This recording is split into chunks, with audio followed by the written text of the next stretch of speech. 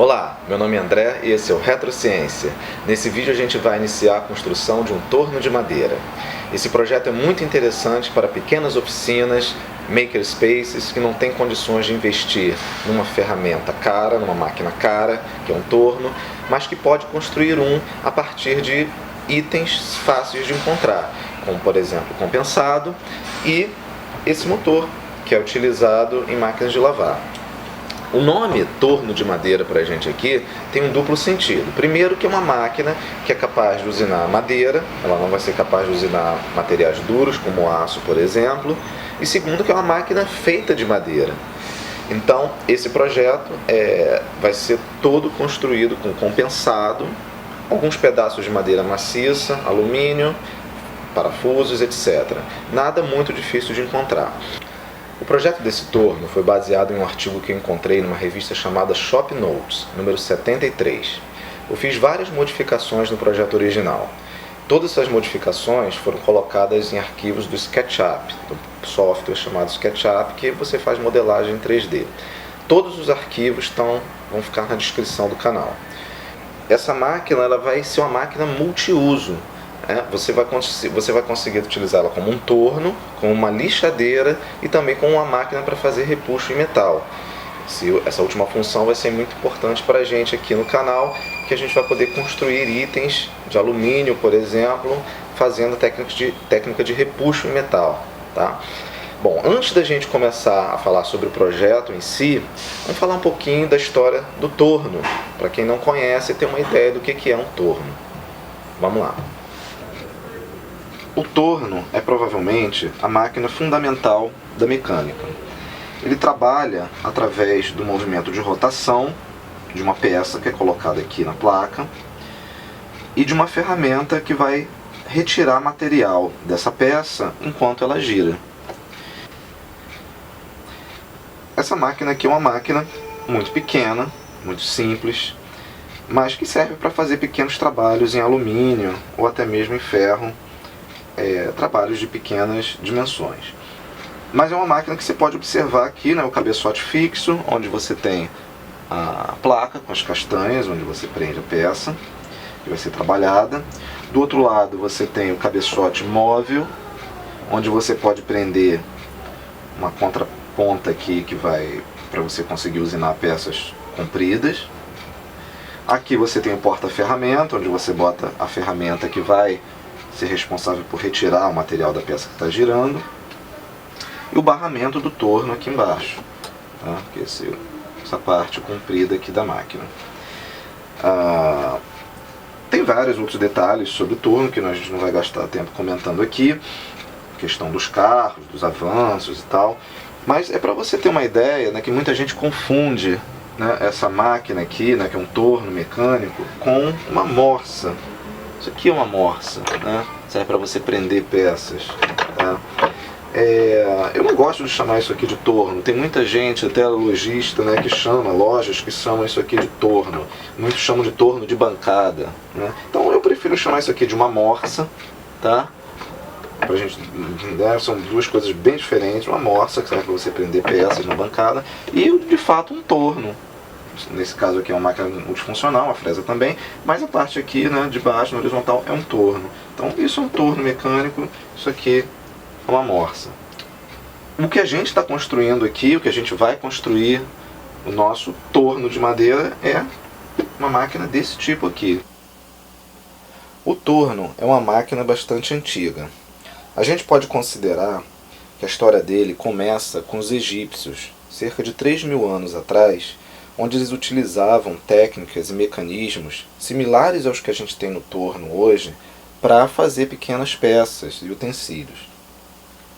Em seguida, começou-se a utilizar métodos diferentes para fazer a rotação da peça presa à placa do torno. Então foi utilizado, por exemplo, a força das correntezas. Muitas fábricas eram instaladas perto de rios, por exemplo, para aproveitar a força da correnteza para girar a peça. Foi utilizado tração animal. O Leonardo da Vinci tem projetos, tem um projeto de um torno dentre os seus diversos projetos. Foi na Revolução Industrial, por volta do ano de 1800, que o torno teve então diversas modificações, diversas melhorias, que fez com que ele tivesse a cara que ele tem hoje. A adição de porta-ferramentas, a placa com castanhas, o carro movimentado através de um fuso ou de uma cremalheira. Então essa máquina foi evoluindo com o passar dos anos. Com a evolução da eletrônica, dos sistemas computacionais, a máquina foi ganhando cada vez mais componentes eletrônicos. Essa é uma máquina que simples tem controle de velocidade eletrônico. A gente pode, por exemplo, variar a velocidade aqui, ó,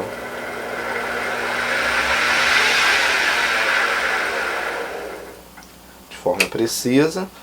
E máquinas mais sofisticadas, como as máquinas CNC, tem controle através do computador, você pode fazer programação para fazer a usinagem de uma peça totalmente automática, de forma totalmente automática. Bom, isso foi para apresentar um pouco aí então a história do torno, e a gente vai começar a construção do nosso torno, que vai ser uma máquina um pouco mais modesta, mas que nós mesmos vamos poder construir. Espero que vocês também possam aproveitar o próprio projeto ou as ideias contidas nesse projeto para que você possa também conseguir construir a sua máquina para você ou para a sua oficina, para o seu makerspace, para que você possa utilizar nos seus trabalhos. Bom, vamos falar um pouquinho aqui sobre os componentes desse projeto. Diferente da bobina de Tesla que a gente construiu anteriormente, esse projeto está sendo feito agora, primeira vez, sujeito a todos os problemas aí que podem acontecer, lei de Murphy inclusive, mas a gente está tentando fazer o máximo aqui para não ter problemas e fazendo todos os componentes, inclusive a montagem completa dele no SketchUp. Ou seja, a gente está fazendo um modelo 3D de todas as peças para que a gente não tenha nenhuma surpresa aí na montagem final. Vou começar aqui falando da parte principal do torno, que é o barramento. O barramento, ele vai ser construído com compensado. Na verdade, a maioria das peças do torno é feita de compensado. Então você tem a base aqui do barramento, né, onde aqui vão ser encaixados dois suportes verticais. São esses suportes aqui. Ainda vai ser lixado, colado, parafusado e envernizado. Mas aqui já estão cortadas as peças. Então eles são encaixados. Aqui eu fiz rebaixo na peça. Repara que a base é feita com duas folhas de compensado, duas chapas de compensado. O ideal para você construir essa base aqui é você, seguindo as instruções que o plano, né, todos os planos estão no SketchUp, que vai estar aqui na descrição do canal, é você primeiro cortar a peça um pouco maior, 1 centímetro maior, por exemplo, meio centímetro de cada lado, 1 centímetro de cada lado, colar e só depois você dá o corte final para que fique certinho como ficou aqui, tá? Ou seja, não adianta você medir duas peças e depois colar, porque nunca vai ficar perfeito o corte.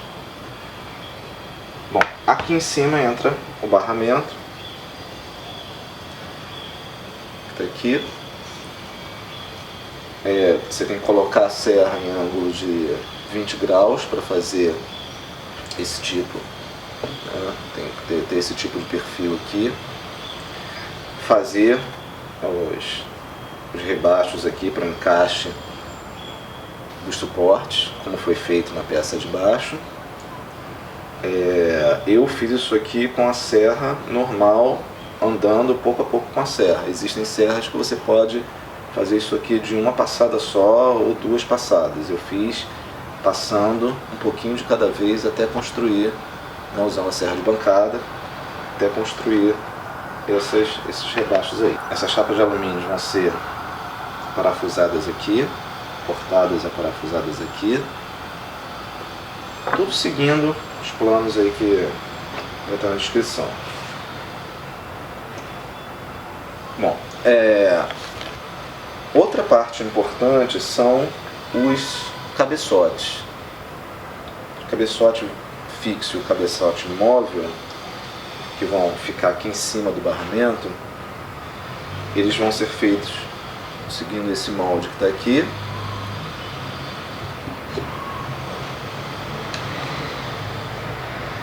Sendo que um vai ficar numa ponta fixo e o outro vai ficar na outra ponta que vai ser móvel. Ele é acoplado no barramento através dessas peças aqui de madeira maciça, que também vai estar juntamente com todas as peças, todas as medidas nos arquivos aí que vão ser disponibilizados. Então isso aqui vai ficar dessa maneira, ficar parafusado dessa forma.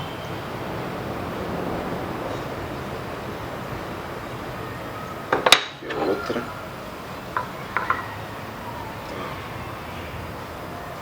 Isso aqui vai correr em cima do barramento. Tá?